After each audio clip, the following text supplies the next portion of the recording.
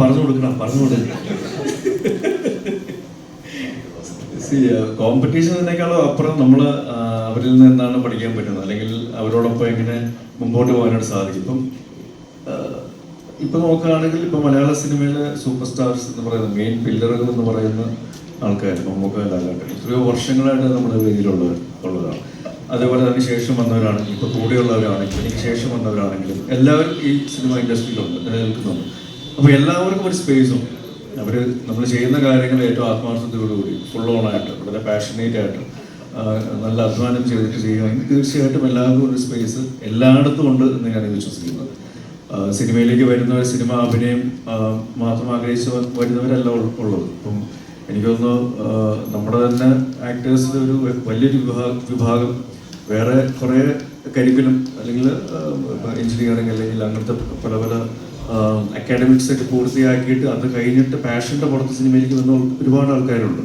അവരെല്ലാവരും വിജയിക്കുന്നുമുണ്ട്, ചിലർ സ്ട്രഗിൾ ചെയ്യുന്നുണ്ട്. പക്ഷെ അൾട്ടിമേറ്റ്ലി ഈ പാഷൻ്റെ പുറകെ പോകുന്നത് ഒരു പരിധിവരെ നമുക്ക് ആ പേഷ്യൻസും ആ ഒരു ഫയറും ഉണ്ടെങ്കിൽ തീർച്ചയായിട്ടും ഇറ്റ് വിൽ പേ ഡിവിഡൻസ്. അപ്പോൾ ജെൻസി 2K അല്ലെങ്കിൽ അങ്ങനത്തെ ഒരു ഡിഫറൻസിയേഷൻ ഇവിടെ അതിന് പ്രസക്തി ഉണ്ടോ എന്നുള്ളത് എനിക്ക് സംശയം. എല്ലാവർക്കും ഇവിടെ സ്പേസ് ഉണ്ട്.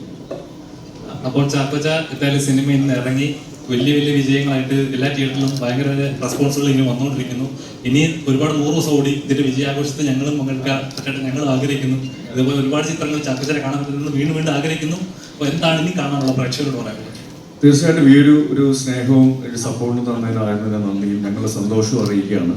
അതേപോലെ തന്നെ ഈ നല്ല സിനിമകൾ, അത് ഏത് തരത്തിലുള്ള സിനിമകളാണെങ്കിലും അത് നേടി സ്വീകരിക്കുന്ന പ്രേക്ഷകരോടാണ് ഞങ്ങളുടെ ഏറ്റവും ആദ്യത്തെ കമ്മിറ്റ്മെൻറ്റ്. അവർ ഏതൊക്കെ രീതിയിൽ എൻ്റർടൈൻ ചെയ്യിക്കാൻ സാധിക്കും എന്നുള്ള ഓപ്ഷൻസ് എല്ലാ രീതിയിലും നമ്മൾ ട്രൈ ഔട്ട് ചെയ്യുന്നുണ്ട്.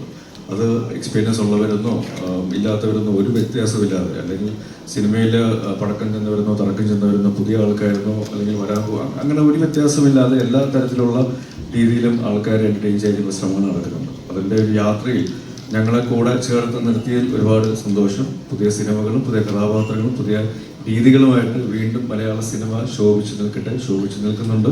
So thank you for that. അപ്പോൾ ഉന്മാദത്തിനെ എല്ലാ രീതിയിലും സ്വീകരിച്ചതിന് ഉന്മാദം ടീമിൻ്റെ പേരിലും എൻ്റെ വ്യക്തിപരമായ പേരിലും താങ്ക് യു വെരി മച്ച്. സന്തോഷം.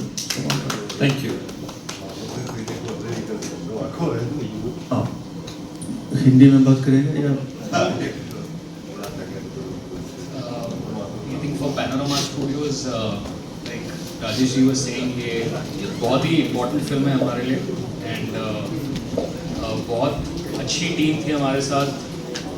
शाही कबीर, किरण दास, चाकोचन, लीजू मॉल, सब ने बहुत एफर्ट डाला है और बहुत ही everyone's put in their best and I think we've made a good film and we just hope the audience gives all the love to the film. And thank you and please spread the good word. Hi, നമസ്കാരം ചാക്കോച്ച. എൻ്റെ second movie take off കണ്ട് എനിക്ക് പറയാനുള്ളൊരു script റൈറ്ററുടെ ഉന്മാദം അത് തന്നെയായിരുന്നു cinema. As an ഓഡിയൻ എനിക്ക് പറയാനുള്ളത് ഒരു മൂവിയുടെ ഭാഗമാകാൻ പറ്റിയത് വലിയ സന്തോഷം. ആ ഉന്മാദം നമുക്ക് അത്ര ഡെലൂഷൻ സ്ക്രീനിൽ എനിക്ക് ചാക്കോച്ചനെ കാണാൻ പറ്റിയപ്പോൾ അത് വലിയൊരു ആങ്സൈറ്റിയും എക്സൈറ്റ്മെൻറ്റും എല്ലാം ഉണ്ടായിരുന്നു.